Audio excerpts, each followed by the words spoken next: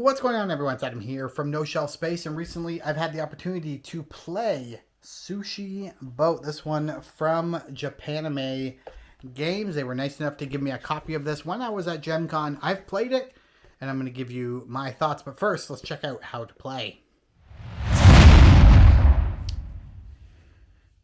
Alright, let me quickly give you an overview of how the game works. The game is played over a series of rounds, and every round begins by flipping the top card of the side dish deck. And when you do, you'll see the card like this, and the card will always have some printed instructions on it that you will potentially buy, and I'll show that in a second. But what you're looking at when you first draw the card is this symbol right here. Now you'll see symbols with green, and you may see symbols with red. If the symbol is a red, you will take tokens from the blind bag and you will put them into the sushi boat until at least one sushi plate goes into the trash, and then you just set it beside the board, and that's it. As you play the game, people will be taking sushi and putting it onto their boards like so.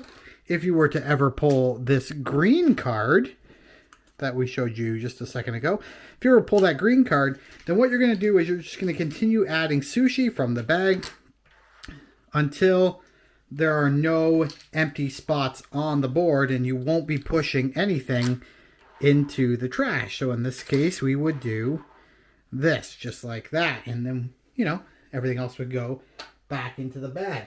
As you play, of course, more tiles will eventually get put into the trash, and that's how the beginning of each round begins. And that's important because when this deck runs out, the game is over. Now, on a player's turn, after flipping that top card, they will take their player piece and they will place it somewhere on the board. Now, there are a number of different places you might want to take it. Mostly, this is based on the sushi next to the spots. So you can see there's a spot here, here, here, here, here, here, here, here, and here.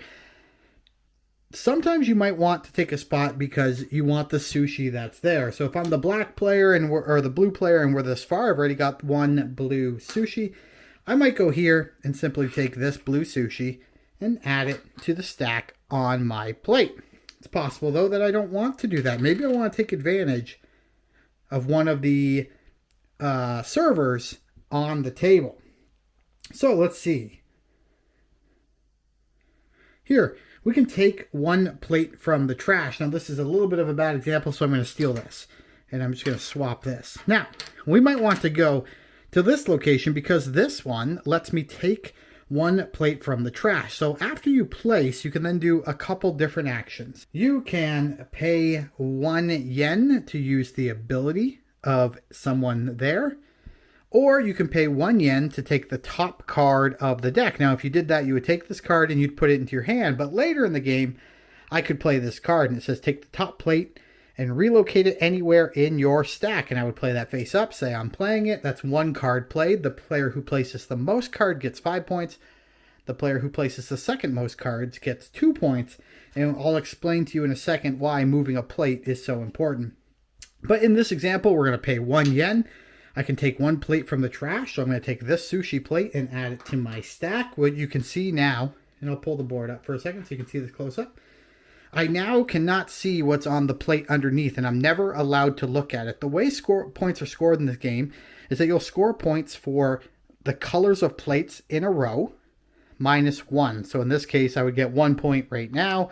But on this turn, I'm also going to take this plate and also put it on top. So now I'm scoring 2 points at least for this. If I were to ever take a white plate, it can go on here and it doesn't disrupt a colored stack. Now, it doesn't count as a blue, but it also doesn't disrupt a blue. So if later on I were to grab another blue and put it on top like that, that would technically be 4 blues in a row, and I would score 3 points. You're also going to score points based on the number of unique sushi you have in sets. If you have 1 sushi, you get no points. 2 sushis in a set, you still get no points. 3 sushis, you get 1, 4, 2, 5, 4, 6, 7, and 8, 9. So that's how that works. So over time, you'll continue adding sushi, and you'll be adding it to the board from the bag and putting it onto your plate. So again, You flip a card, you place your person, pay to use an ability, or buy a card and play it whenever you want on your turn. Over the time, we'll continue flipping cards and people will keep taking turns. And of course, we'll be following the rules and filling up the sushi boat. At some point, one of these cards will come up. And this is a Wasabi challenge, and there'll be 4 of these throughout the game. During a Wasabi challenge, every player will take 2 of these cubes, Wasabi cubes, and try to guess the colors that are hidden on the backside of the sushi boat. What you'll do to do that, and I'm just going to grab another plate here. What you're going to do is say, well, I think that the sushi that are underneath the boat over here, I think it's a green and I think it's a yellow. Once that's done, you'll fully reveal those 2 sushi, and just like that, it was a green and a yellow. So I would be correct. I would take both those Wasabi cubes and put them there. Those are worth points at the end of the game. That's all they're worth. They're only worth points. I made a mistake earlier. I said on your turn you could take a Wasabi cube. That's incorrect. You can take a yen from the bank as one of your actions. The game continues and continues until this deck is completely run out. And then as I showed you, you score points based on your stack. So maybe by the end of the game, my stack looks something like this. And I can't look at it, although, as we said earlier, it could become... it could be advantageous to use a card like this and take a plate. So if this was my situation here, there we go. I could use that card to take this plate off the top and put it on the bottom, which obviously now is going to score me more points. So my points right here would be 1, 2, 3, 4, 5 blue, -1 is 4, 2 yellow, -1 is 1. So that I'm getting 5 points for the colors of my plates. And then you see if you have sets. So there we go. We have 1 type of sushi, 2, 3, 4, 5. We already have this one, so this one doesn't count. I think we already have that one as well, so that one doesn't count. But we don't have that. So we have 6 types of sushi. So we'll pull our board up here. So on top of the 4 points we're already getting, or the 5 points we're already getting, we're going to get 1, 2, 3, 4, 5, 6. 1, 2, 3, 4, 5, 6. We're going to get 7 points for having 6 sushi. So now we are at 11 points. But this is also a set, but unfortunately a set of 2 gets us no points. We'll also add up any Wasabi cubes we might have had on our bowl at the end of the game, and that will be your final score. The components in Sushi Boat are absolutely fantastic. The cardboard coins, they're good quality cardboard coins. They're not too thin, but they're not too thick. They feel like they'll hold up over use. I love the little plastic sushi dishes. They stack really nice. They're vibrant. They're beautiful. They slide on the board so well. I love it. And there's so much more. Like this wooden board is something else. Like this is a wooden board, a wooden layered board put together, glued. And I love just the color on there. Sorry, you probably couldn't hear me as well. I love the color on there. This is just a beautiful board. They did so well designing this game. It is a little bit expensive because of the wooden board, but I mean, it's such a great thing. And I'm just reaching around here to the other side of my camera for the other pieces.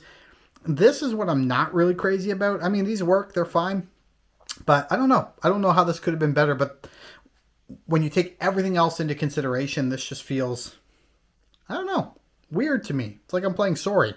But again, we go back to things that are cool and we go back to attention to detail. Nice, big, chunky Wasabi cubes. Love that. And this is actually that's a glass bowl they gave you. And when you put everything into the box and you lift the sushi board off, it looks like a bento box inside, which I think is just so cool. But the components only pull a game so far, but is the gameplay good? And here it really is. Now, I do find that your gameplay can be limited to what card is flipped up on your turn, because remember, you can only buy the face-up card in the discard pile from all of the side dishes, and if it's not, if every time you're flipping, it's either a Wasabi challenge or just not a very good card that you can use, you might miss out on the opportunity to manipulate your deck of plates, or even add to your deck of plates in unique and interesting ways. And I think that's kind of the downside, and it's a bit of luck of the draw. In our game, I didn't get a lot of good cards when I needed them, and then I bought cards I shouldn't have bought. So it was partially just what flipped up, and it was partially what I didn't do with what I had. it can be a little frustrating because if you're at the table and you need a card that lets you take a plate off the top and put it on the bottom, or lets you look through all your plates so you can think about what you need, and you never get the opportunity to get even one of those cards, you can feel like you're getting kind of the raw end of the stick.